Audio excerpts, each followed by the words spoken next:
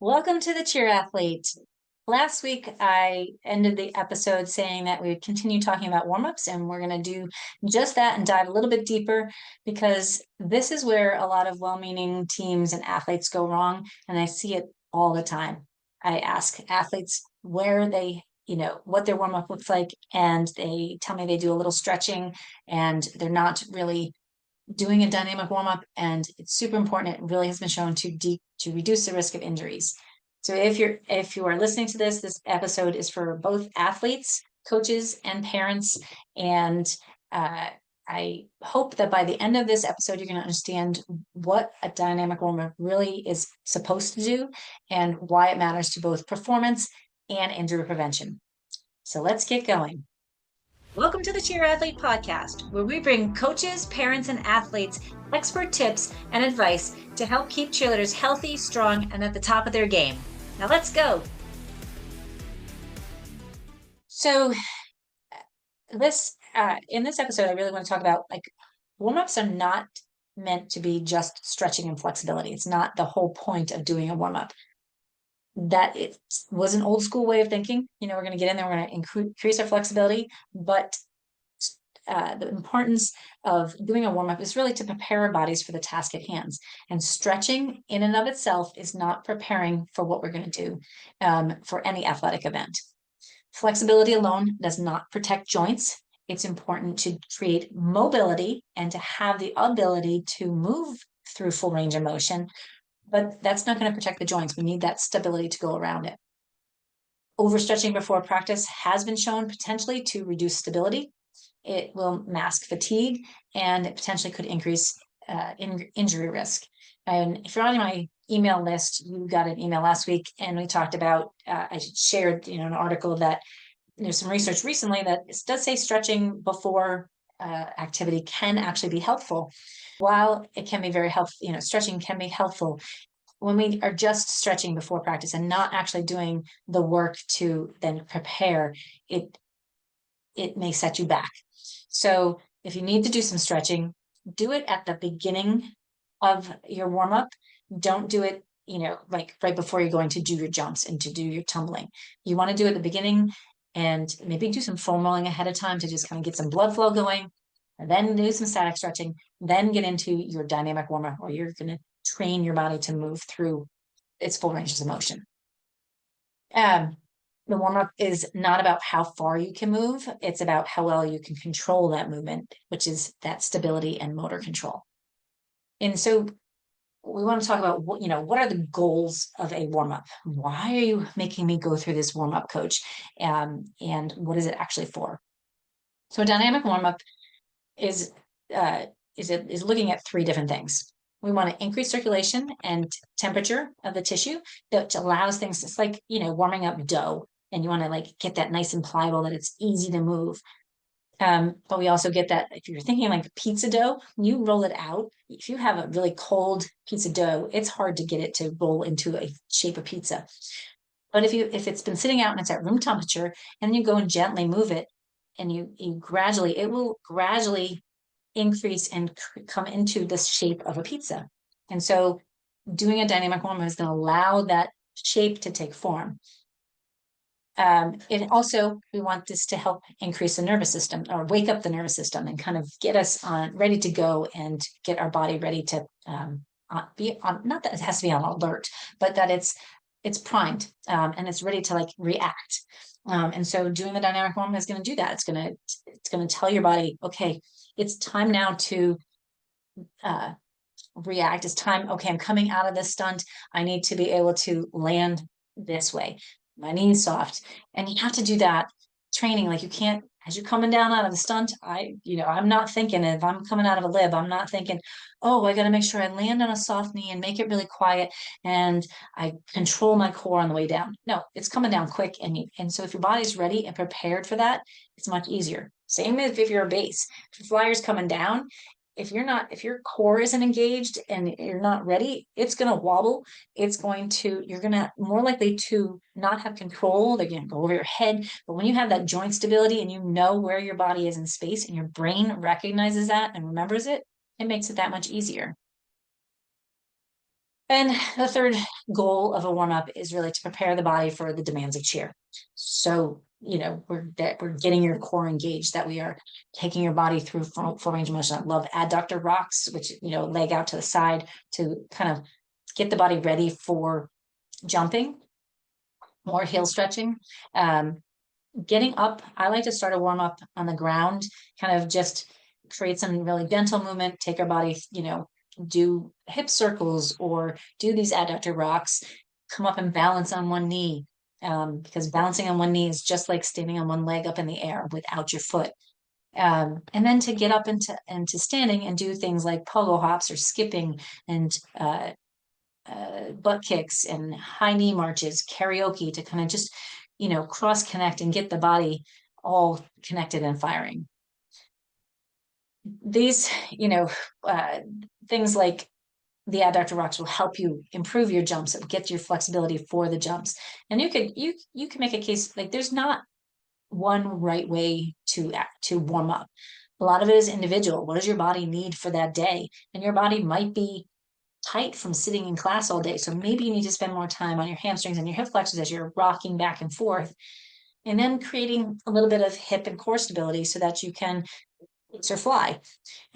We want to train the body to land, and what does it feel like if we have if our ankles, if we can move our knee past our toes, our ankle's going to have a little bit more flexibility so we can come down and land and absorb that impact instead of just coming down and landing hard. It trains our body to, if you work on single leg exercises, and getting the control there, that'll help us to work on what our knee is doing as we come into landing so that we have less risk of an ACL injury or an ankle sprain. And then we need to also really look at, priming the core and getting trunk stability, not just the front of the core, but the back of the core too, because those have to work evenly to help us stay overhead. If the warm up doesn't prepare the body for what's coming next, it's just random movement and not preparation. So let's take our body through good movement and prepare it for what the task is at hand. So why does this matter for injury prevention, and how is it related to injury prevention? Dynamic warm-ups in the research has been shown to really help with like overuse injuries. Now, we can't control what happens to our body, and we can't control every single injury.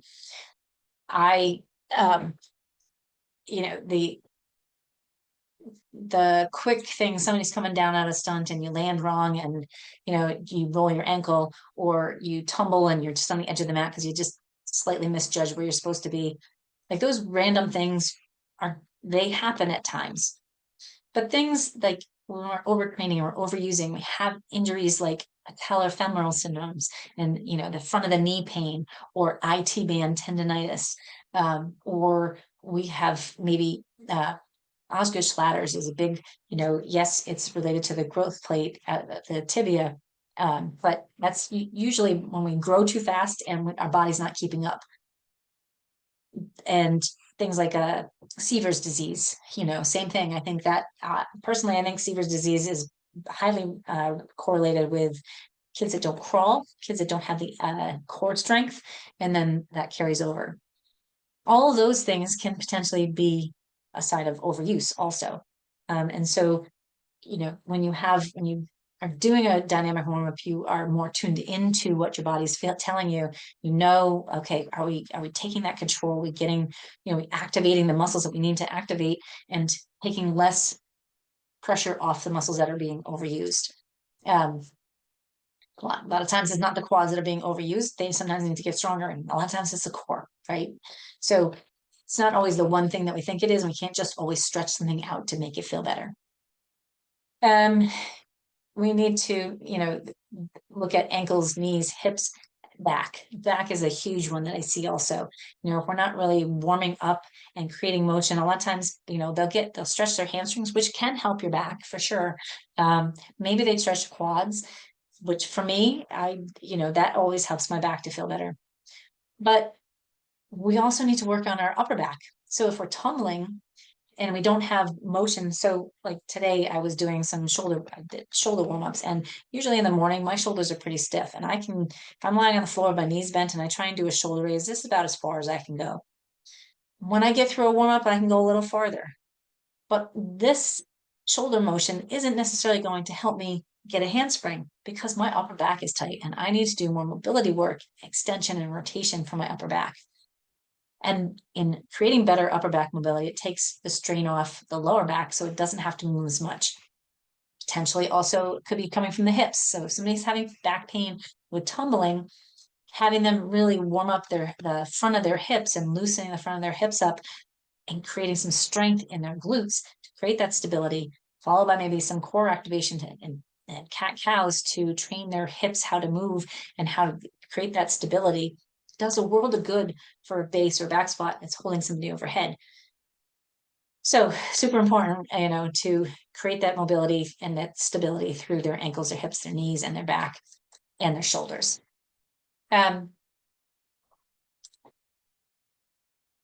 Some injuries, they don't usually come from just one bad fall or one bad skill. Yes, sometimes that can happen, absolutely. I say that my injury happened, it was a random, I was skiing, I fell, I turned uphill too fast, I didn't know what I was doing, and I face planted, my skis didn't release, and there goes my ACL and my MCL. Super painful. And that you could say, okay, that was one time that happened. People can come down out of a flyer, could come down and land on one leg and hyperextend, and you could get an ACL injury. You could land a jump and do the same thing. You could be running from, point A to point B to get to your next transition and just step the right way where your knee hyperextends and you create that ACL injury. And I'm not trying to throw angst at an ACL injury. It sits with me because I've had one and I know it's not fun.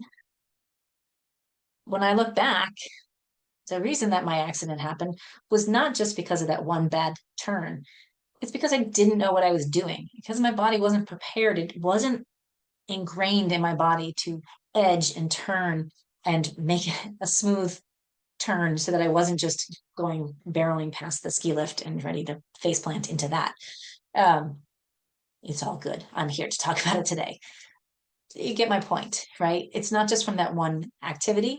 It happened because I wasn't strong enough. The biggest thing I learned from my ACL injuries, I need to be stronger and I need to prepare my body. So when we are getting in, we need to prepare our body for what the task is at hand.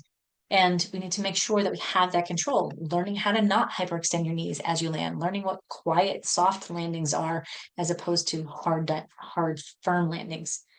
And dynamic warm-ups can help with this because we can reposition ourselves. We can train your body to move through that full range. So injuries generally happen because of fatigue, poor preparation, and repeated stress without recovery. If you're pushing through practice and you're super tired, coaches, you all been there, kids just melt down. Like that's a sign of fatigue. Don't keep pushing them and punishing them. Like let them just stop. If they've been working on the same skill and they've been hitting it every single time, but all of a sudden it's starting to wobble and come down, like they're tired, let them stop, because that's when an injury is going to occur. You can help that by doing some warm-up, but that's usually just overtraining. Poor preparation is another big one, and that's, again, like we've just talked about, being prepared, getting your body warmed up, getting the nervous system on point, and getting everything stimulated, ready to go, and being ready, making sure your body's ready, everything's just loosened up, but also stable. And then repeated stress without doing recovery. Recovery is just as important in preventing injuries. And that happens usually outside of practice. There are things like ice baths and being home to, when you get home and just kind of quieting your nervous system down. So learning how to do all of this is super important to reduce injuries. But the easiest thing to do that you can incorporate at practice that's going to make the biggest impact, that research has shown actually makes the biggest impact, is doing a proper dynamic warm-up. where you can reduce the risk, and you are intentional with your movement, and you start to learn how your body feels. So what can you do so that you don't have to like change the entire warm-up routine that your team has been doing? Get there 5, 10, 15 minutes early and run through your own personal routine. Maybe you get there if you really need that if you really feel like you need to stretch, then get there, even a little bit earlier and run through your stretches, run through what you want to do to loosen up. And then get into it, some dynamic movement, that you're stabilizing. You're creating movement, like bridges and balancing on one knee. I think that's super important. Most, for any single leg athlete is be able to be on one knee and have their hips be level. Um, Maybe you're working in some lunges to get, your foot used to rolling through movement. Maybe then you come up into standing and you're working on some quick pogo jumps, so that you're starting to like learn what it feels like to land your knee and I say your knees are soft because cheerleaders, we always want to be like, we're sharp, right? And yes, I want you to be sharp, but I want you to be sharp in your landing, soft in your knees, and quiet. Like as you're landing, you're going to come down and go onto a bug, but not squish the bug, and not come down and just like Hulk on the bug. You're just learning to easily come down and land and hit it with control. That is a pure sign of control versus just landing and going and hyperextending the knee and like landing down hard. That is not control to me. Maybe when your warm up also didn't do its job. Did you go through a warm up and things are not feeling like you're looser? So if I'm doing this shoulder press in the morning and I'm not getting looser, then I'm not going ahead and doing overhead activities. I need to make sure that everything is feeling pretty good. That I've created some different mobility. I've got some better stability, and it's not hurting. Same with a hamstring. Like if you pull the hamstring and you're coming in, you're like, I'm just going to stretch it out and actively move it, but then you're like up and walking around, it's still hurting. That's not okay. So learning to know what it feels like, what feels good, what helps to make your body feel like it's ready to go versus not so sure. So you might not be able to control what your full team is doing. If you are a coach, you don't have to necessarily add in 20 minutes of a free warm-up workout. Sometimes when their kids are little, you might need to do that. But teaching them their own individual warm-up routine that they can get there and do, and it shouldn't take you longer than 10 to 15 minutes max. It's important, and I think that can really make a big difference on how the team performs and how they feel as they go. So all of this I'm talking about warm-ups is exactly in the injury prevention side of it is why I just created an injury prevention starter kit, which is jam-packed full. Last week I talked, I have these 5 warm-up videos, and I actually have 6 because I didn't count right, and why not have more? But there's 5 warm-ups that you can circulate through, find what is working best for you, and mix and match them. And along with this, because while I do think a warm up is one of the most important things in reducing an injury, recovery is very important. It's also important to know, like, when is it okay to push and when do you need to pull back? When do I need to go see a doctor? Or when is it okay, just keep going, be fine, do some recovery work later. So I want parents and athletes to have simple, clear tools, especially around their warm-ups and recovery, and to start to learn, when something feels off and doesn't feel right. In this, there's simple warm-up routines. They're 5 to 10 minutes long. Sorry, 7 to 10 minutes long. You can download them. You can look at my app. You'll have access to them forever. There's recovery tools, and ways to get in like a recovery routine that you can do at home, or ideally right after practice, and kind of quiet the nervous system down and to help regulate and like just let that tissue tension kind of come down and feel better.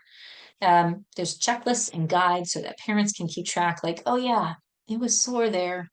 Maybe I need to recheck this and again, and is this something I need to look at?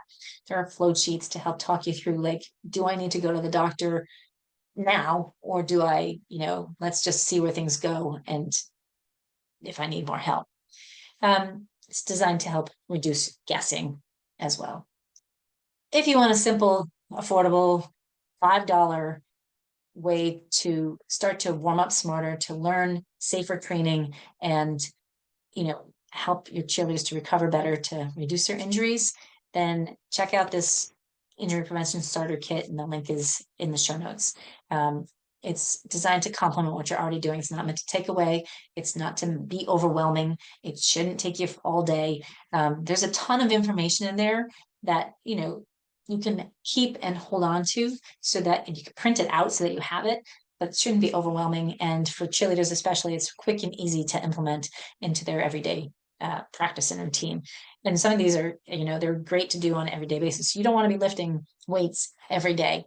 You don't want to do push-ups every day, but you can do some warm-ups, and you can get the muscles ready for push-ups and your core ready for push-ups, and so all these warm-ups are easy to do every day. Let me tell you, when I filmed them last week, I did all of the videos all at once, and I walked out of there with getting my heart rate right up, and I was ready to go, and I was feeling energetic. And so they are super solid. You don't have to do all 5 of the warm-up routines. They're meant to be separate, but they have some good work in them. So anyways, if you know a cheer parent or coach or an athlete who would benefit from learning more about why a warm-up routine is important, please share this episode with them. And if you're not already subscribed, please subscribe. Let's build the numbers so that we can get more information out to help keep cheerleaders and athletes safe. I've been involved in cheerleading for a very long time, and I want you to be as well. Next week, we're going to keep building on this, and we'll talk a little bit more about recovery and why soreness is really information. Sometimes the soreness needs to get checked out, and sometimes you just need to kind of keep pushing through and maybe tweak things a little bit, but it's not something to ignore. So it is information to keep you moving and on the right track. Thank you so much for joining me this week. I really appreciate it, and I hope that this was helpful. Love to know, leave me a comment or send me a message on Instagram and let me know, what your biggest takeaway was. If you start implementing dynamic warm-ups, you have a favorite, actually, this would be great so that other people can see it. If you have a favorite warm-up, dynamic warm-up exercise that you do, film it, tag me in it, and let's share that out. Share it with other people so that they get different ideas.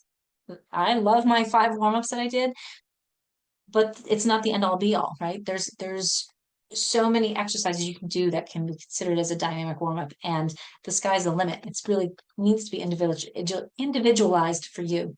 So if you have a favorite exercise, share it out, and we'll keep sharing and creating more information for everybody. Thanks for joining me. I hope you have a great week. Don't forget, when in doubt, breathe out. Take life one step at a time. You can do anything you put your mind to.